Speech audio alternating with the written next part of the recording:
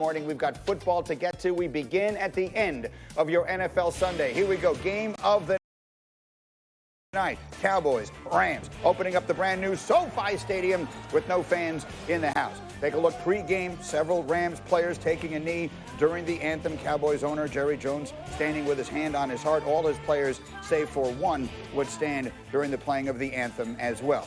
And then to the action we go. Early second quarter. Cowboys down 7-0. Rex, it's Dak, it's Zeke. Who's going to stop this? Nobody's going to stop him. Right here, you see the most complete back in the league, perhaps. It's just one of those, 4 or 5 weapons that Dallas has. And I expect to see this offense just dominate. And what is that? That's a feed me tattoo. My tattoo's a little bigger than that one. Zeke, 22 carries, 96 yards, had 2 touchdowns in total. Now, third quarter, Rams down 14-13 on a first down. Robert Woods emerging, Rex, as his favorite target. Yeah, one of the most underrated players in the league. The only guy that didn't have success with him was me, but this kid's a heck of a receiver. There's Malcolm Brown now taking it in to cash in the drive. His second touchdown of the day, 18 carries, 79 yards, Rams a 20-14 lead. 12 minutes left in a 3-point game. Mike McCarthy does not kick the field goal to tie it, Rex. What do you think? No, he's going to this analytics. Throw it out. Throw it out. You've got to kick that field goal, especially if you got the better team. Cowboys turn it over on downs, but they get another chance, and so here's the play we'll be talking about all week long. Prescott, Michael Gallup. Oh, it's a 47-yard gain. Oh, they're going to be in range to win the game, but hold everything. OPI. Rex, is it a good call? Oh, no way is it a good call. Let me tell you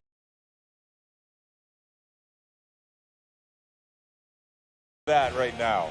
That you see Gallup there extending the arm on Jalen Ramsey. Ramsey may be selling it just a little bit. Take away the huge gain. Sends the Cowboys back 10 yards. Rex doesn't like it at all. We'll find out what Orlovsky thinks in a moment. Meanwhile, 2 plays later, 4th and 20, 13 seconds to go. Dak trying to make something happen. He would throw for 266 on the day, but that's how it would end. Jared Goff, 275. Rams win 20-17. And afterwards, all anyone was talking about were the 3 letters, O-P-I. It was clear as day. If they wouldn't have called that, then I would have been highly upset. So, yeah, that was clear as day, in my opinion.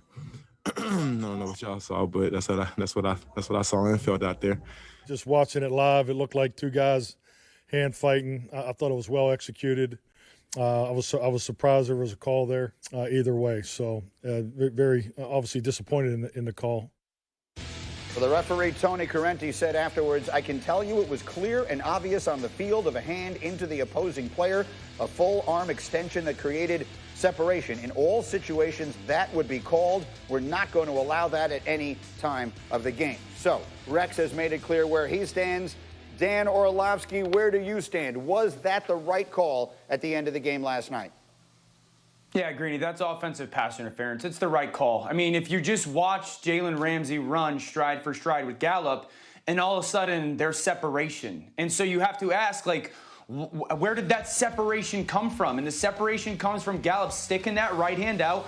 Does Jalen Ramsey sell it? I don't know, maybe, but there still is that separation. It makes me think of the Super Bowl call last year against George Kittle. It makes me think of the Kyle Rudolph play against the Saints last year.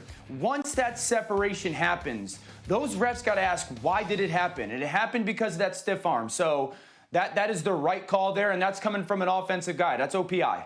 Rex, you look skeptical. No, I'm telling you, right now, Greeny, when I see it, this thing, and Dan gave, 4 examples of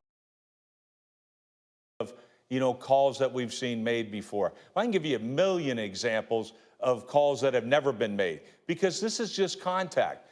What happens is, look, I never realized Jalen Ramsey, heck of an actor, too.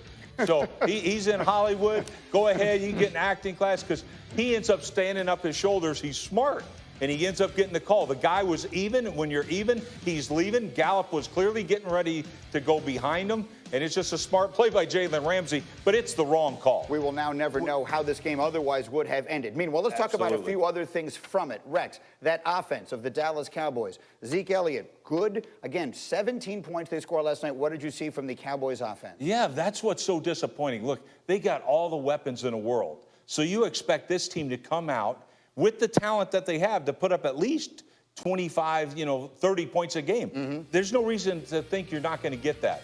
And so when you only are putting up 17 points, it's a huge disappointment. Dan, why did they only put up 17 points last night? Lack of creativity was a big thing. You know, I have to be honest that their offense didn't look creative. Well, wait a second, that second drive. Where's Boy Wonder? That's your guy. I knew That's this Boy was coming Wonder. from you.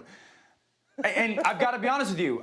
He's got to get more creative. There's way too much firepower for this team to get 17. This is like when you go and get one of those illegal packs of fireworks, one of those big jumbo packs, and you think it's going to be amazing, and you light it, and the fuse is just a dud. Like, it was a dud last night by the Cowboys offense.